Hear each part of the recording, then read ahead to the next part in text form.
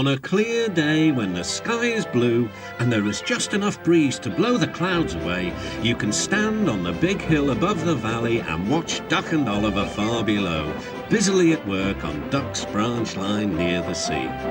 The two engines are very proud of their matching coats of gleaming colour. Oliver often talks about the time that Douglas saved him from scrap.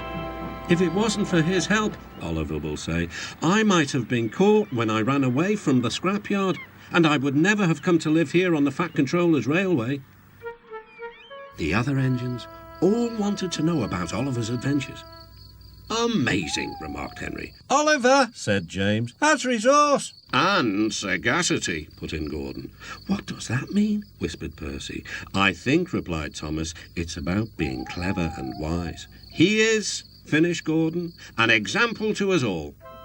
I'm sorry to say that Oliver became very puffed up in the smoke box. Henry says I'm amazing, he's right. He whistled as he swooshed along the line. One day, the Fat Controller came to see him. You are doing well. Now, you must learn how to look after trucks. Every wise engine knows that you cannot trust trucks. The other engines warned Oliver, but he took no notice. You think I can't manage? He said huffily. Gordon knows better. He says I'm sagacious. You may be good gracious, or whatever you call it, but trucks can be troublesome and— Say no more, Duck, interrupted Donald. It's maybe a pity, but the wee engine'll have to learn for himself. Oliver pulled some loaded trucks to a siding and pushed the empties to the chute.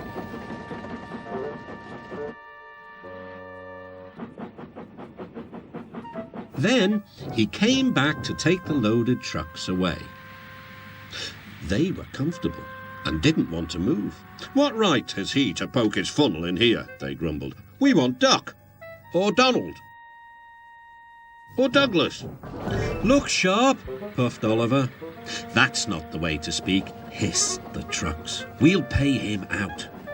Oliver heard nothing. The trucks moved smoothly at first, then suddenly Oliver felt them push forward. His driver applied the brakes, but they were useless against the surging trucks. On, yelled the trucks. Oliver fought hard, but still they forced him on and on.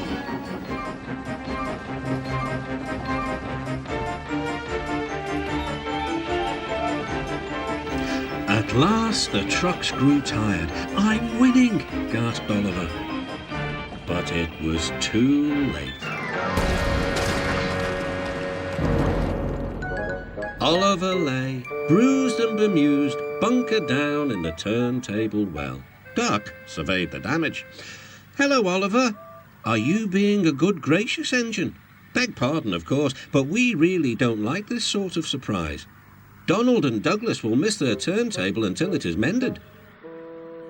That evening, Oliver was hauled gently to safety. I'm sorry, sir, he said to the Fat Controller. I should have listened to Duck's advice. I don't feel good gracious, whatever it is. I just feel silly. Well, Oliver, replied the Fat Controller, now you know the damage trucks can do. Yes, I do, sir, groaned Oliver. I look like a load of scrap iron. Ho, ho. Oh, I don't think so, laughed the Fat Controller. But you do need to go to the works to be mended. The other engines now felt sorry for Oliver. The branch line won't be the same without you, whistled Duck. Come back soon. A few days later, Oliver did come back. His coat gleamed brighter than ever. He was a wiser engine, too, and never made a mistake about trucks again.